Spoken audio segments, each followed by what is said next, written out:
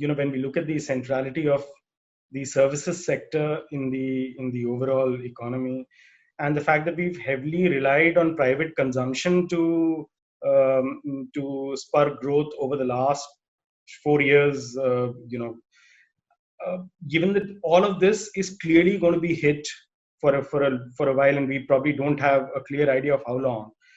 The additional spending that we're probably going to make, or we're already making in healthcare, which we're forced to make in healthcare, agriculture, given normal monsoons. So how do you see, say, some of this extra spending that we anyway be forced to make, and a normal monsoon-driven agriculture, given the number of people that it employs, and probably the number of people who've gone back to their villages, who might stay put? How do you see the two things sort of playing out? Well, the situation of agriculture is more or less the situation that middle classes have towards the Indian poor and disempowered. Whenever there's a threat to democracy, we can sit back and the Indian poor and disempowered will save us. When times are good, everyone abuses agriculture and says that there are too many people on the land. And now, like rats running back to their holes, the entire elite is saying, oh God, agriculture, please save us. Agriculture will save you. And we're very lucky that our farmers in the rural sector has been so resilient. We're very lucky that our farmers and our rural sector is able to absorb this burden of migrant labor, which is coming back with great pain. But we have to then look at agriculture as a sector that contributes to this country and not as a hindrance to some dream of some middle class person to live in the equivalent of a modern Phoenix, Arizona. Coders are not going to make this country great.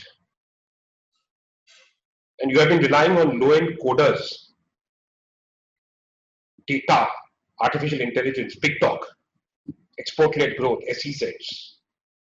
Now, in a crisis, we are talking about agriculture. So what I do hope to see is a plan in consonance with the Prime Minister's idea of doubling farmers' income, but much more ambitious in scope. That will say that agriculture is here to stay, it's an integral part of our economy, it's a very important part of our growth story. And then you will see the lives of people dependent on agriculture much better than it is now. For that, we have to undertake many reforms, some apparently going back to the time of Alauddin Khilji. But nevertheless, whoever was the protagonist, let us implement them. The bottom line is that the agriculture business must make money. And if the agriculture business makes money, then people employed in it will make money.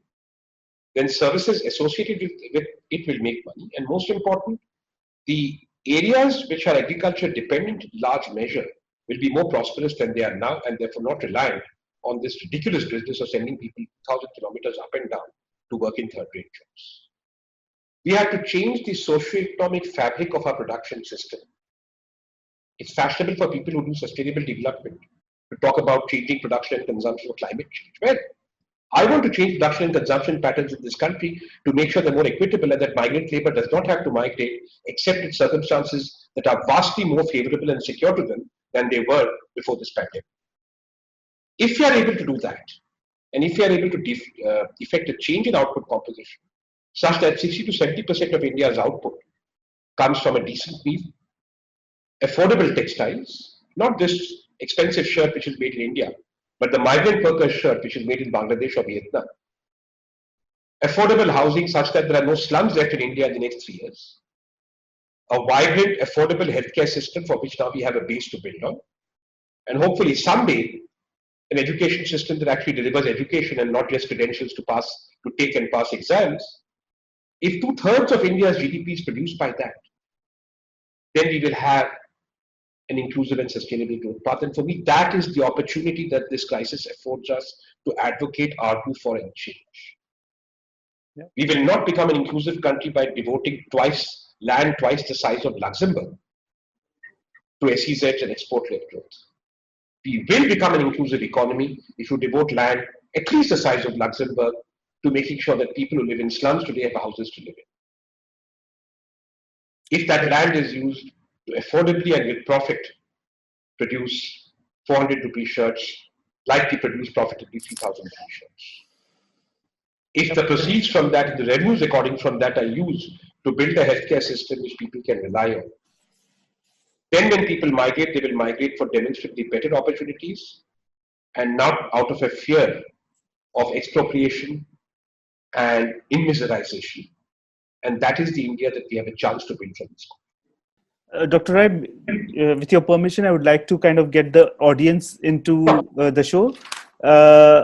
May I request Suyash Tiwari of PRS Legislative Research to ask his question?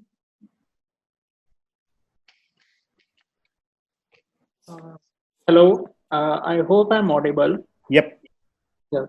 So typically, Dr. Rai, so when we typically look at fiscal deficit, we also see that there is an overall household savings limit that we have, and so accordingly, fiscal deficit of government plus overall public sector has to be kind of kept balanced so that even there is space for private sector to borrow. So, but now if you look at the present scenario, so there are there are kind of factors affecting all three of these. So one, there is some kind of risk to house savings as well. Then there is a demand for.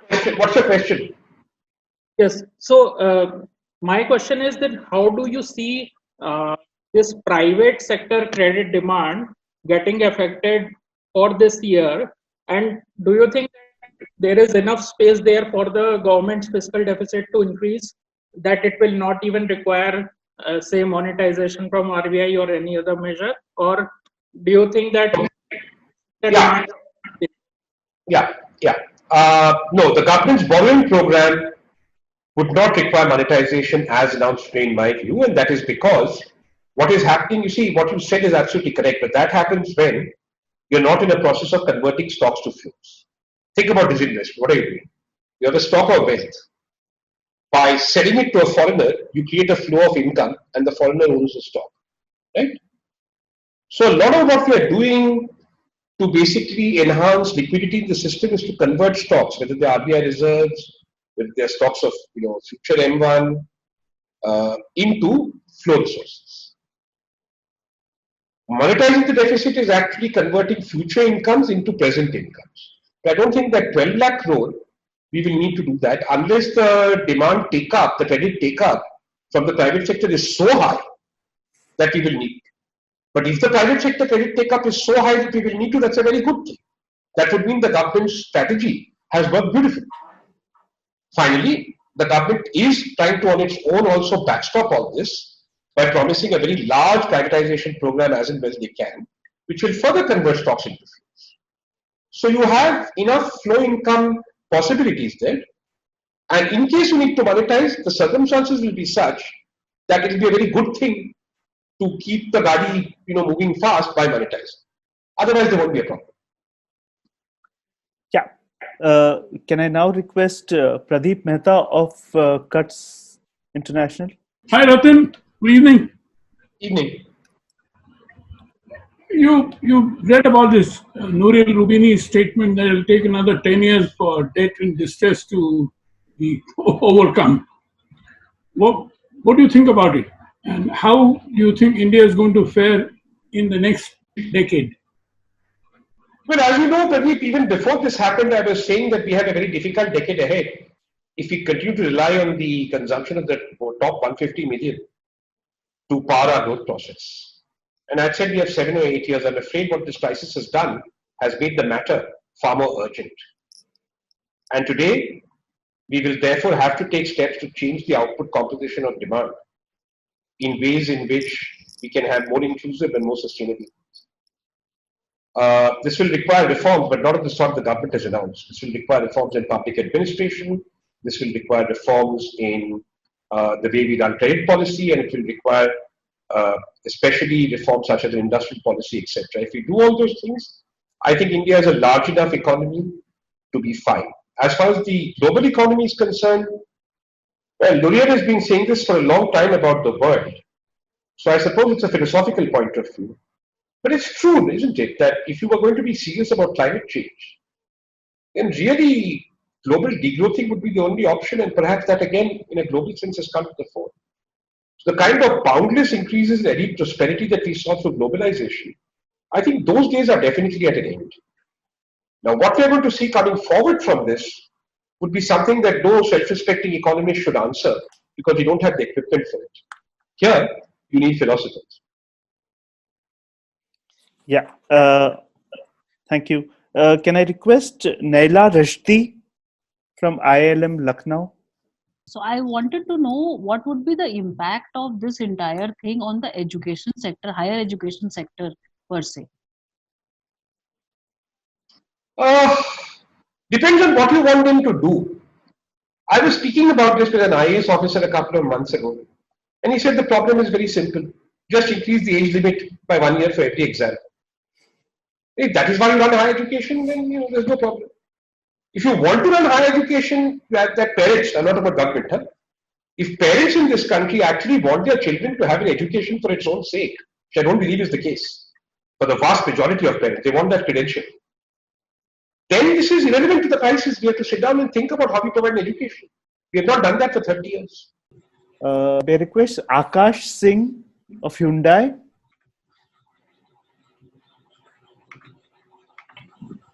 Hello, am I audible? Yep. Yeah. Good evening, Dr. Just have a couple of questions. They are sort of related.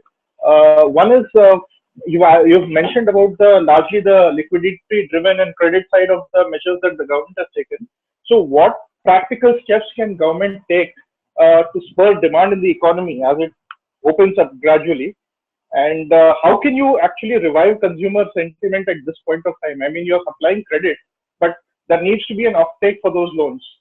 So, I mean, that's my question, sir. You have to ask government that. I don't know. The government is saying that if you provide credit, it will be off-taken, as far as I can see. And the reforms will spur people into off-taking them. The reforms in the future tense. So we have to wait and see if the government is right. That would not be my policy, but the government has announced it. It has a logic. So we have to wait for it to unfold. Let me move to Rajagopal Ramanathan. Mr. Roy, do you think the government should have taken a stance to infuse equity in businesses, which is a bigger requirement in the current environment of risk aversion, over prioritizing credit? Well, that is a very interesting question, because you could do it, but how do you do it without being accused of communism? Because basically, if you use taxpayers' money to infuse equity, then you make government a shareholder in the private sector, which is more or less like communism. So you have to have, it's an interesting question because you could in principle do it, but you need to have a temporary plan, and that could take one of three forms. It could be the reverse of what normally happens in the private sector, which is you start by infusing equity and then you have a program by which that gets converted to debt and then it exits. Alternatively, you start by making it equity and that gets converted then into, if you want, the problem, with the equity debt route is that you need a bond market that works, and we don't have a good private bond market. Otherwise, you have to do some financial engineering. I thought the government was doing all this over the last 2.5 months.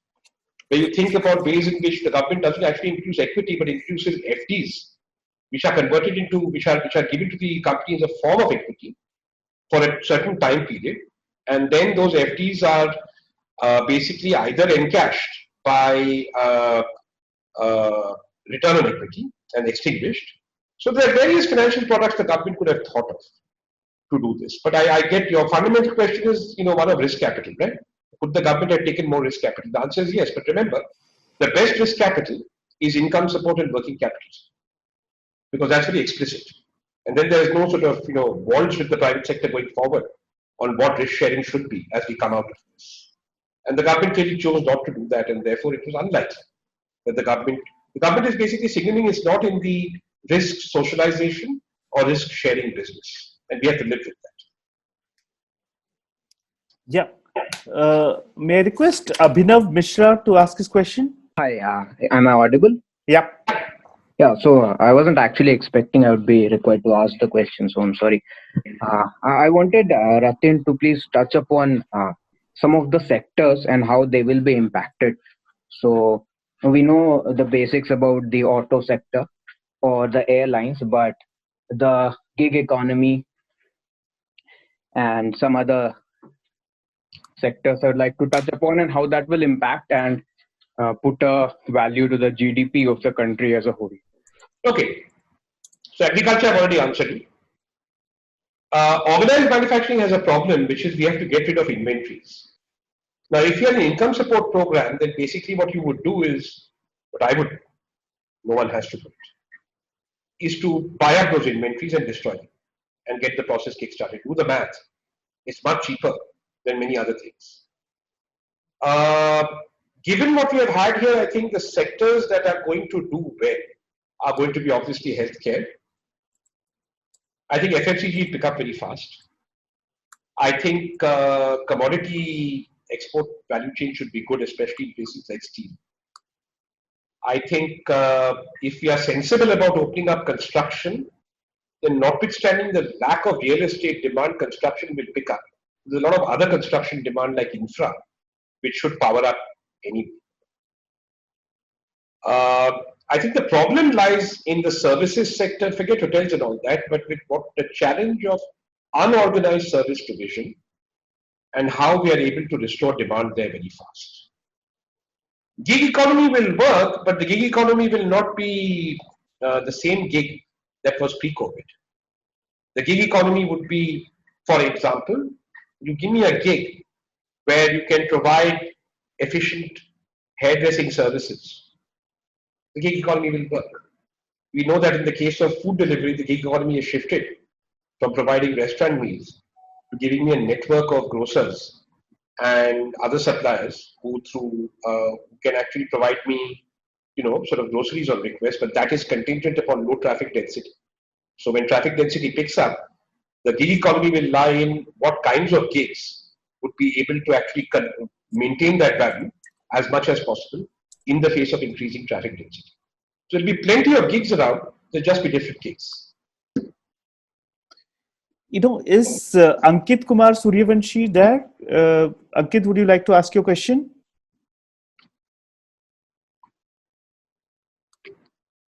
आवाज आ रही है sir?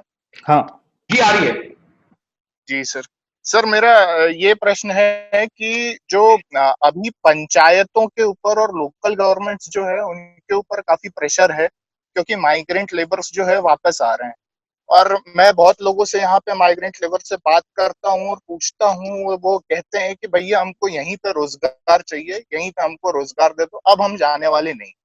पहला question तो ये हो गया, इसमें क्या कर सकते, पंचायत का और लोकल गवर्नमेंट्स का क्या रोल है?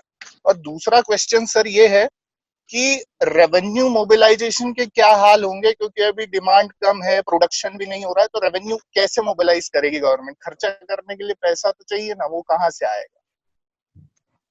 नहीं, बात दोनों सवाल जुड़े हुए हैं। जहां तक रही पंचायत का सवाल, देखिए पंचायत मेरे विचार में पंचायत जो है हमारे देश में केरल और कर्नाटक छोड़कर असली पंचायत नहीं है। 4 कारण है इसकी। एक तो उनको जो पैसा दिया जाता है उस पैसे से वो अपने अधिकारी को वेतन देकर काम नहीं निकालते। अधिकारी राज्य सरकार का होता है अथवा किसी और एजेंसी का। और तीसरी बात, उनको जो जिम्मेदारियां दी गई है उन जिम्मेदारियों को निभाने के लिए उनको पैसा मिलता है ऊपर से। इसे अंग्रेजी में कहते हैं फंड्स, फंक्शंस और फंक्शनरीज। और भाई ये चलता नहीं है। मैं बंबई का हूं और ये सिर्फ ग्राम पंचायतों के लिए नहीं है, ये म्युनिसिपल कॉर्पोरेशन के लिए भी है। और मैंने बार बार कहा कि मुझे बंबई की अर्थव्यवस्था या बंबई की जो म्युनिसिपालिटी है उनके सवालों में कोई दिलचस्पी नहीं है, क्योंकि जब तक म्युनिसिपल कमिश्नर बॉम्बे का एसीआर चीफ सेक्रेटरी लिखेगा कॉन्फिडेंशियल रिपोर्ट, और जब तक पुलिस कमिश्नर बॉम्बे सलाम मारेगा डीजी मुंबई को, ना महापौर को बंबई में, तब तक तो ये खोखला लोकल गवर्नमेंट है भाई। तब इन पे जिम्मेदारियां थोपना गलत है। और मेरा राय है कि आप इनको समझाइए कि हमारे देश में तो हम बहुत इलेक्शन लड़ते हैं ना, हवा किस पे ज्यादा होता है राष्ट्रीय चुनाव में? क्यों? क्योंकि पैसे तो वही है, मनोकामना भी आप वही डालते हैं।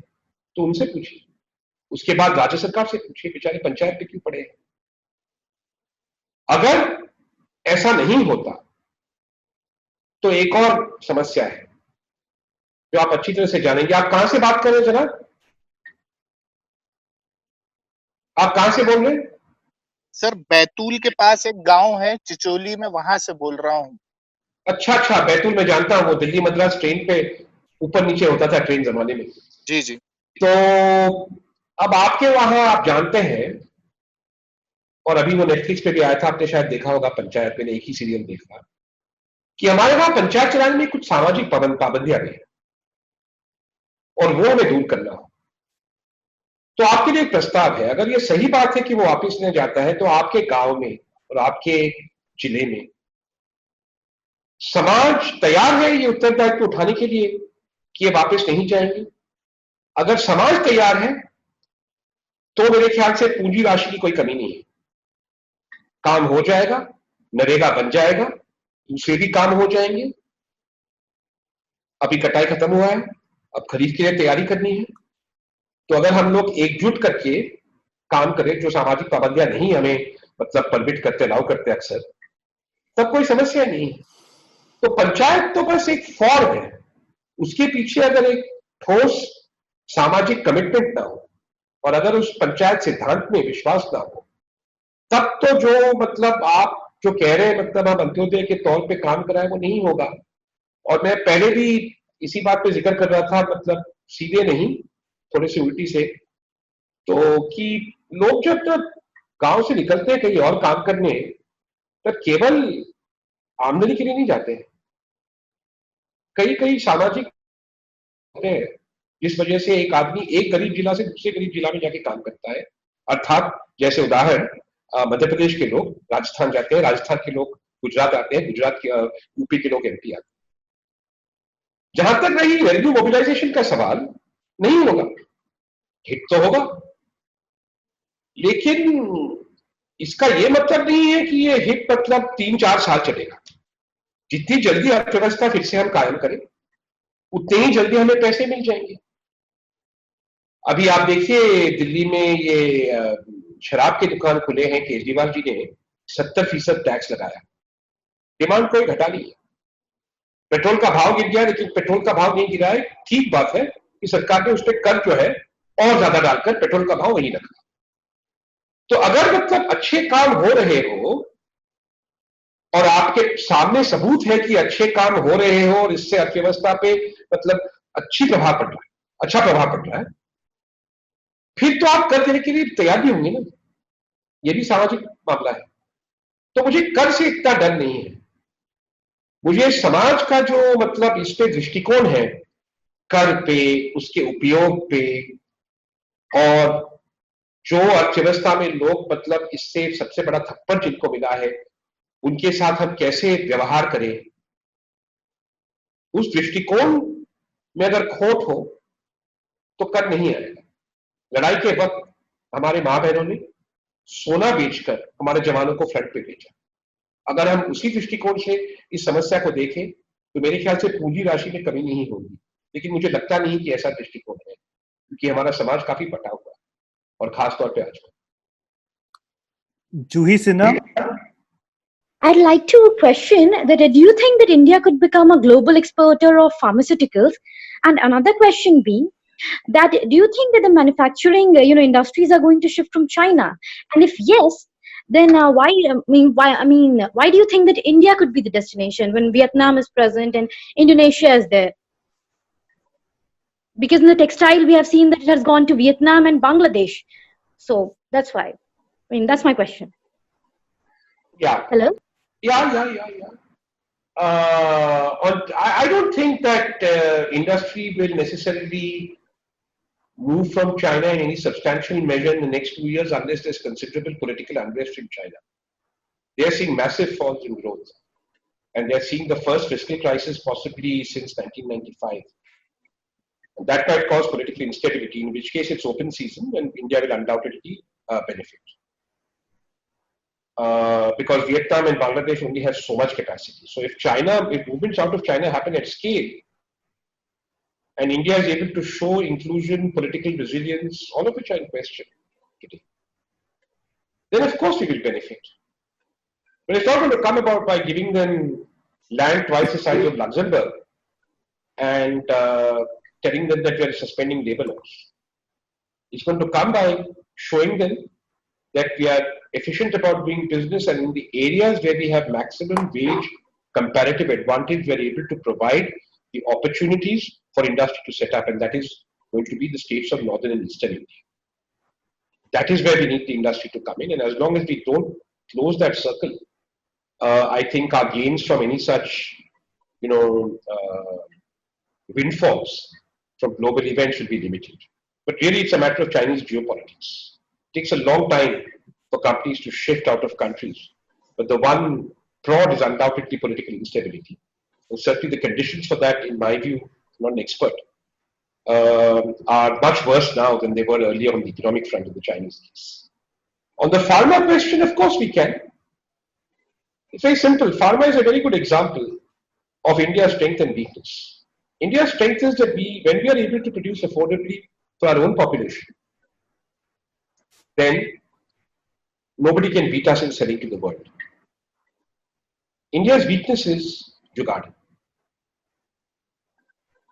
When we are able to sell cheaply to our own population, but we do so by compromising both on quality and value of product to an extent that that compromise becomes unacceptable to the rest of the world, then we sell third-rate goods to our own people and we do not sell goods to the rest of the world. So both will have to change. Yep. Can I request Dr. Govind Srivastav to ask his question? Yeah, good evening, sir. So my question is, how do you see, sir, the manufacturing industry realigning post-COVID from so-called Gandhian economics, moving away from mass production and centralized manufacturing to distributed manufacturing and production by masses, as Gandhi ji used to say? Any thought on that, sir? And this also perhaps got something to do that the cheap labor would like to work closer to their homes. Like Gandhiji once said about Western civilization, it would be a very good idea. The chief problem we are facing here is twofold. One is that the places where poor people live, as I said earlier, are not places where they feel comfortable living. So migration happens in large measure because people are not happy with the social and ecological conditions under which they live. And they recognize that a better sustainable life for the future for their children does depend on their taking risks and migrating, even if their own income conditions or their human living conditions are not great. Every migrant, in my view, is like that. I myself was a migrant for 24 years. I do not think I went to England because I had a better life there. I went to England because I was more emancipated there. Something I realized every day when I returned to India. I escaped the tyranny of gerontocracy. My views were respected. I was taught that what is important is what you know and what you don't know.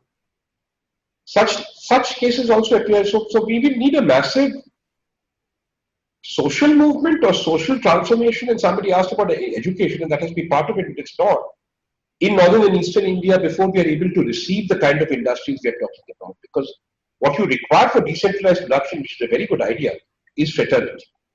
Not better contracts, not better laws necessarily, of course you need them, but some level of fraternity and trust, which we will see is part of how the small scale industry and MSME sector operates. If you go to places like Europe, to multiply that at scale in northern and eastern India, we will have to remake a very fractured society from which people are fleeing and have now only come back because they realize their dream of fleeing the fractured society does not obtain to where they have gone. Let me put it this way. For every immigrant coming back from Dubai or London, how many of them are going to say, I don't want to go back to Dubai or London? But for every immigrant coming back from Bombay, how many of them are saying, we don't want to go back to Bombay? See? So that, when that answer becomes similar, then we will achieve our dream. It is also my dream, but until such time as that happens, it's not just about government, it's about fraternity, it's about social mobilization, it's about education. I am afraid that technocratic approaches to it will not in substantial measure change the ground reality of why UP, Bihar, Rajasthan, Madhya Pradesh, and Orissa are where they are. And West Bengal. Can I request Vijay Lakshmi Bose to ask a question?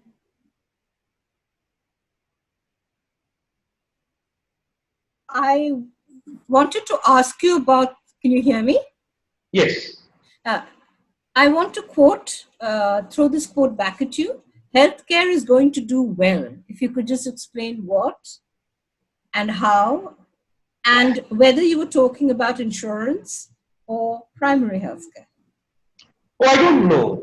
When the healthcare is going to go do well as an economist, which is that more people fall sick, and then they spend more money on healthcare, including pharma, at any level, then actually your health output increases. That's all I meant. I was not commenting on the quality of healthcare or which part of that sector will grow or not. So we have a COVID crisis, and we are spending money on it. A large chunk of that money is being spent on the healthcare sector. That will be recorded as an increase in healthcare GDP, which it is. And that's what I meant by the healthcare GDP sector will do well. Yep. Can I request Jayant Raghavan? Yeah, sir. Good evening, sir.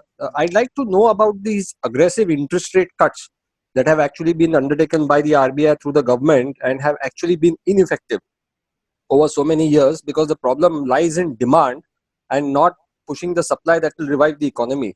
So I'd like to know that these interest rate cuts actually impact capital formation as well, which for a capital starved country like India is very important for economic growth. And just pushing cheap loans and forcing banks to lend to below investment grade organizations through PSU banks is I'm afraid going to set out a new wave of NPAs. So what is the hindrance that the government is facing in pushing demand, and how low do you think that interest rates can go and deter the capital formation of the country and impact the savings as well of several people who are depositors and have time and again helped the fiscal deficit bridge in the previous years? Thank you. But you answered the first part of the question yourself, so I won't go there. The second part of the question, let me just say that there is an economic danger towards this knee-jerk cutting of the repo rate. Forget transmission, just cutting the repo rate. There comes a bound somewhere between 2.5% and 0% when interest rate cuts become ineffective, and we have seen this in Japan, we have seen this across the financial crisis. And every time you have a small, puny interest rate cut, you bring the repo rate closer to that bound. You're right in the sense that this is not a sort of equation working that lower interest rates, even if transmitted, result in a pickup in investment for the reasons you outlined. Therefore, the only reason you may wish to cut interest rates in a particular situation, in my view, as an economist, and I realize the RBI is short of them, is if you wanted to change expectations. And that would require you to have fewer cuts and larger cuts. But clearly, that is not how the RBI thinks about it, and therefore you are seeing it. Yep. Thank you, Dr. Rai. Anil? You have to unmute yourself. The point that you mentioned earlier, this heavy reliance on these 150 million odd well-heeled Indians who've essentially been shouldering the bulk of the whole private consumption story. Does this pandemic, in some sense, now set the clock back on that, on casting the net wider? It looks difficult that companies would now maybe go on beyond these 100 or 150 million odd people. It's not just up to companies. There are real social barriers to increasing, for example, effective decentralization in North and East into education.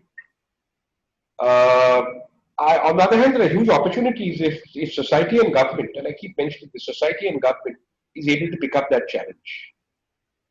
I'll take the example of a slum-free India. Recently, I spent an hour with a very senior banker who kept on pressing me about why the government was not providing support to the kind of real estate that you and I live in, and probably everyone on this call. And I said because that there is simply no demand there, and therefore what we need is to move to using our cement and steel and coal and construction assets to meeting the affordable housing market. And by doing that, you end the slum-free India. By doing that, you make conditions more convenient for migrant labor to work somewhere, if you do it properly. I found a great reluctance on part of the private sector to accept this. So it's not enough that the government, I certainly think here the government's PM Awas is a very good vision. They could do more to put public land behind it. One good part of this package is they've begun committing it. I know they're trying very hard. But it does need the cooperation of the private sector and the middle class to understand that the kind of capital gains fueled real estate boom that they had was over. And now that cement and steel and coal is going to have to be spent to increase the demand of the next 300 million. And if you are able to do that, and if you are able to pay enough attention, for example, to producing those 400 rupee shirts, which is again a social thing, you have to ask why people don't want to invest in UP and Bihar. And I don't know what the Chief Minister of UP or Bihar thinks, but I'd submit to you, the reasons are not labor is paid too much there, and therefore relaxing of labor laws is not going to do much in the state of Bihar, the state of UP. And the hearts and minds, everyone in the state of Bihar and the state of UP knows what the problem is. So if we can fix it, then we have a very bright future ahead. But it will require this pandemic to spur social action and social movements in a number of areas to take this country in a better socio-economic direction than it has been going in the past. That will not be done by DBT. That will not be done by Aadhaar. That will not be done by artificial intelligence. It will have to be done by people believing that a brighter future for this country, the single market, means that a larger proportion of people have to participate in the growth process, and that we all agree that this is our common economic agenda and that we will pursue it in common. These are moments of churning. Let us see what they bring. It is my hope that we will think in that direction. If we do not, of course, we can go back to business as usual. And then we will continue on the path of where we were going, which is to be a reasonably prosperous economy, but not an economy in transformation. Dr. Rai, to ask you about, how has the lockdown been for you as a researcher, as an economist? How is it?